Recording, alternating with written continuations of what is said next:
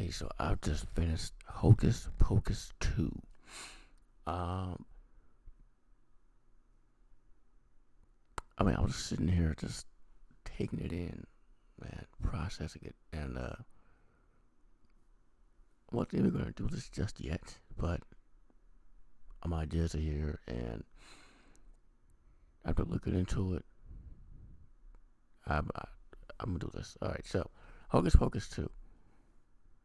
Is it just as magical as the first one, or is it just some Hocus Pocus? Yeah, no, it's actually pretty fun. Obviously, the Sanderson Sisters are fun. They're still fun. They all still look good too.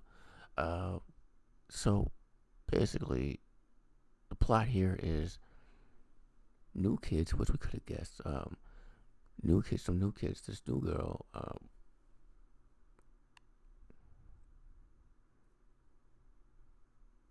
Here we are. Okay, so this new girl,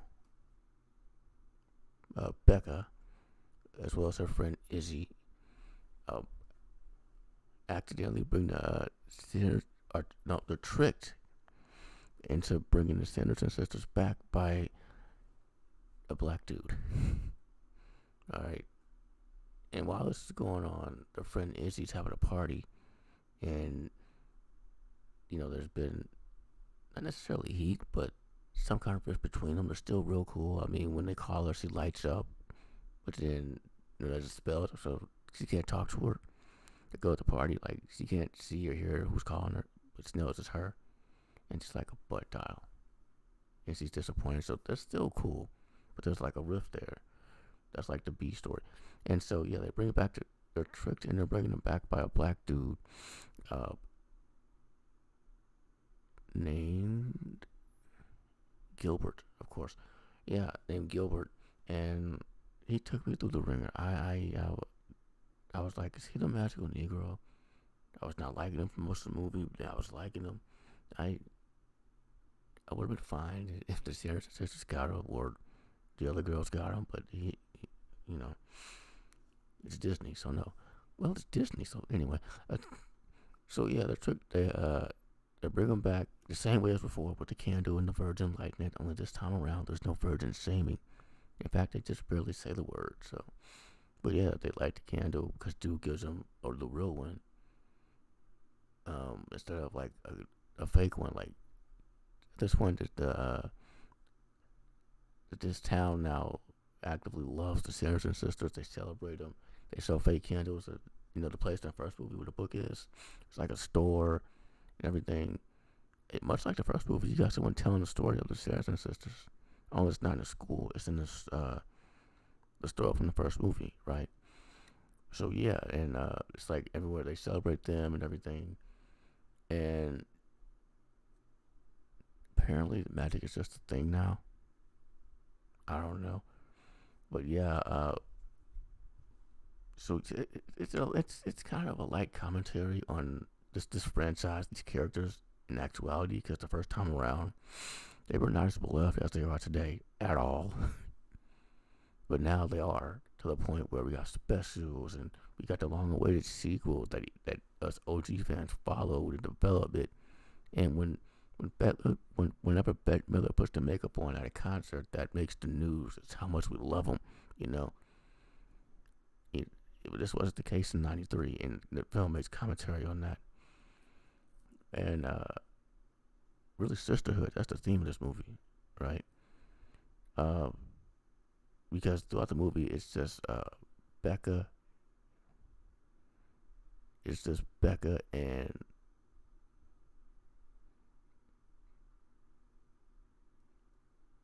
it's just Becca and Izzy, I guess. Yeah, Izzy. Oh, okay, yeah. It's just Becca and Izzy, but they're still friends with Cassie, who's become popular, like I said, with the party. But yeah, it's this whole the power of three, basically. Charm and shit, the craft. Yeah, basically that. But there's just two of them throughout the whole movie, and I mean, there's just musical numbers. This time around, we got two. Yeah, two musical numbers. One during the movie, one during the credits from the Sanderson sisters, as well as Sarah Jessica Parker's song from the first movie. And once again, I wanted to make a Pied Piper joke. I was sitting there like, there's a Pied Piper joke. Once again, it's right there, but that's too far. That's too far. Not gonna do it. She was doing that again, and it still just as good as ever too. And so they do the song, and the first song I liked. I don't know if I loved it. It was them that got me into it. Bette Midler and Catherine Jimmy, Sarah Jessica Parker. They got me into it, not the song itself. The second one, I just love from the beginning, all of it. Like, man, like I'm in an apartment. I was fighting the urge not to dance around this room. I have somebody above me and below me, as well as my family in other rooms here. So we're trying to stir nobody, but yeah, I wanted to dance. The second one. Okay, so that's the plot. Like, in the Sanderson Sisters, they're no longer interested in sucking the life force from children, although they're not above talking about eating them. Once again, but yeah, and so now what they want is to survive beyond sundown or sunup. They've learned from the first movie, and so what they want is this powerful spell that even the book don't like. Like the book tries to actively stop them from doing it, and that's a funny ass scene. It is. It's like resistance is futile. Similar spell. Oh man. And speaking of returns, Doug Jones is back as Billy, my favorite character from the first movie. Like I said, my review for the first movie, his scene where he cut his mouth open and was cussing out the witches and calling them names. That was my favorite scene when I was a kid. But rewatching it as an adult, I chuckled. This time around, he's hilarious, man. He is hilarious. I don't know. Maybe it's the first time around. I don't know. Doug Jones, I'm glad he came back. I really didn't think he would, but I'm so glad he did. And he's paired up with why can I remember names? He is paired up with Gilbert. All right, while they're gathering stuff, because the witches are like, Gilbert, go gather our shit, and if you fail, we'll murder you.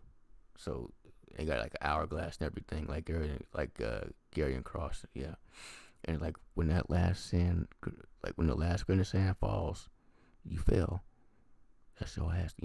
But yeah. Oh, speaking of cussing, uh, there's a scene where one of the sisters, Catherine and Jimmy, she's married. I got her name. She's married, and they're at a contest, a costume contest for who's the best dressed. Sanderson Sisters, and most of them are dudes, and that's awesome and hilarious.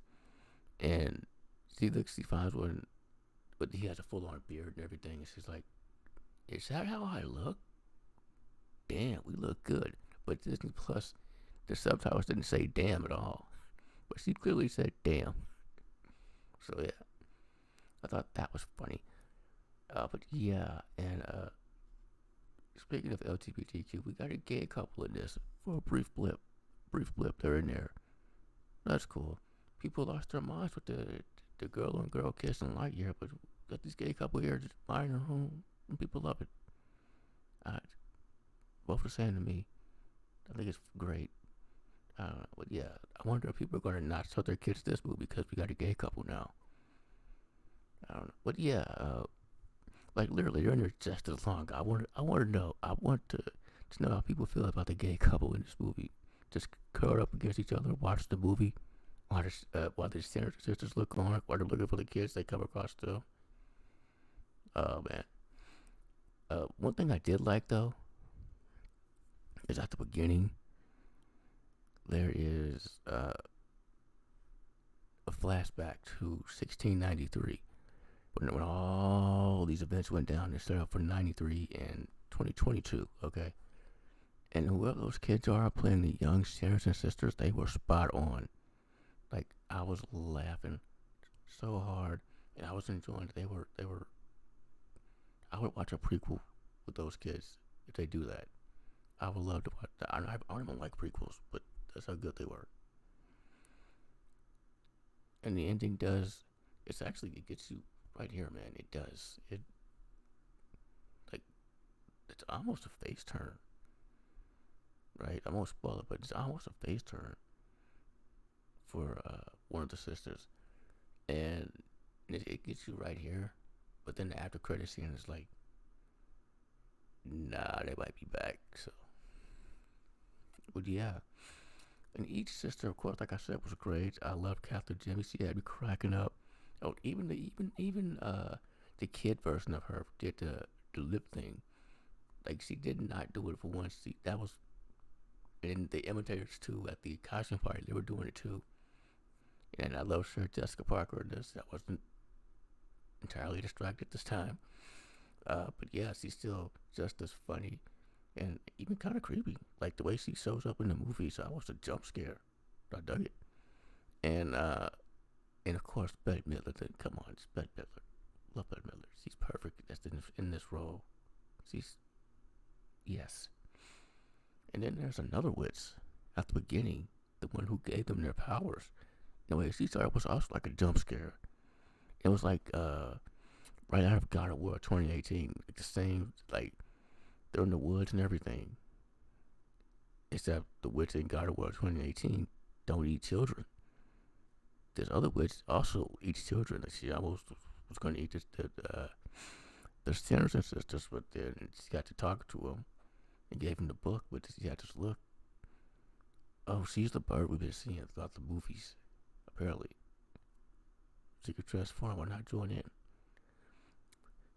And those aren't the only witches. I won't spoil, but there's a witch fight, and it's awesome. Like I said, power of three, but I'm not going to spoil it. But yeah, like it does come out of nowhere. I guess well, the way they explain it don't. But that's when I noticed it. Like, whoa, what the hell? She can do that? But yeah, no, I love this movie. I do already. My problem with it is I thought for sure I saw Thora Bird in the trailer. She's not in this. None of the denizens are for the first movie. Not one. We got their stand-ins. They're in there. Do archive footage from in scenes recreating the first movie, and there's a lot of archive footage of the first movie as well. But yeah, their stand-ins are in there, but they're not. Uh, and they even built up perfectly a return, right? They're like, somebody's coming back to this town who grew up here. They're gonna, share all this. They've been away all this time, and that could have easily been, Thora Birch or the other girl from the first movie who was dating the dude. Well, the dude wound up being at the end. Like they could have been one of them, but that's never revealed. I understand the plot is one of the points people have problems with. I can understand that, but damn, it's so entertaining. They're so entertaining, I don't even care. It's like the plot's a bit weak, and there's just a plot line there that they didn't even follow up on. Whatever. Uh, yeah, no, it was fantastic. Is there anything else to say here?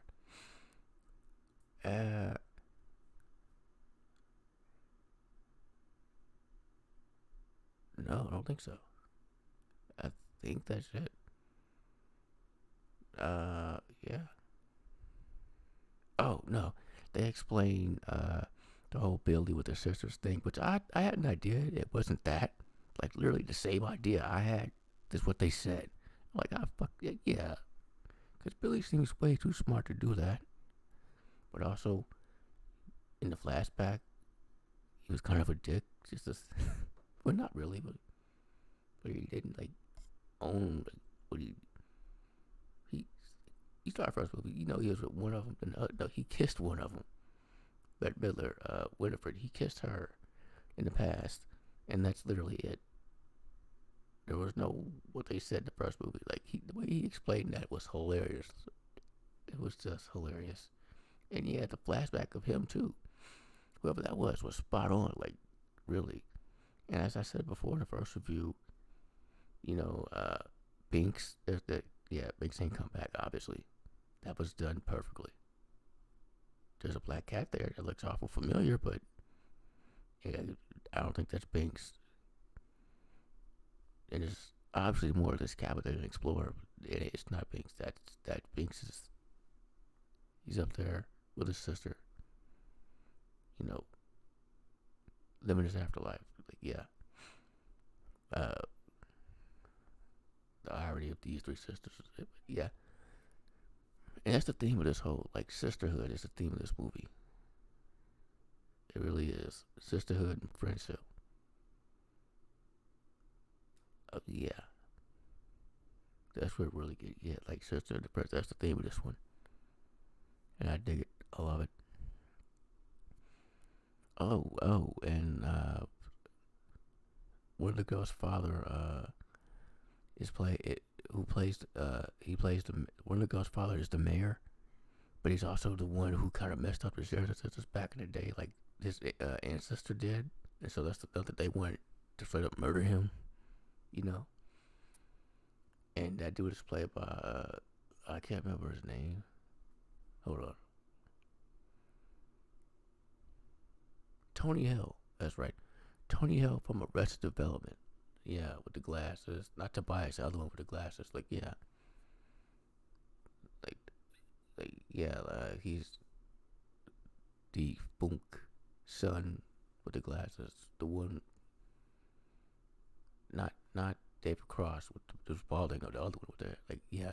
Tony Hill's in this, and he's you know like I said, the mayor, and he played and who's the descendant of the person who kind of fucked the Sanderson sisters. So yeah, and so they want to murder him. Like that's their other objective is to murder him. And I love it. Disney's still going with these words like kill and eat children. And, okay, okay, slow progress is progress. But yeah, and so that and he's pretty fun. His running joke in this is he just wants his damn candy apple. That's it. He wants his candy apple. But things keep happening every time he gets one. It's hilarious. It really is. Oh yeah, and one of the girls is dating this football player dude. One of the girls, Izzy, yeah. No, not Izzy. Cassie, yeah. The popular girl is dating like a football player dude, which is part of the rift. Because somehow he didn't know he was making fun of her friends, the two girls we follow. And so that's the whole thing that was hilarious. It's like, how did you not know, dude? He's like, wow, I owe so many people so many apologies. He's not the brightest bulb in the set. However that goes. Like, how do you not know you're making fun of someone, dude? But yeah, I think that's it for talk about for this movie. I kept it mostly spoiler free. Hocus Pocus 2. Thank you for watching.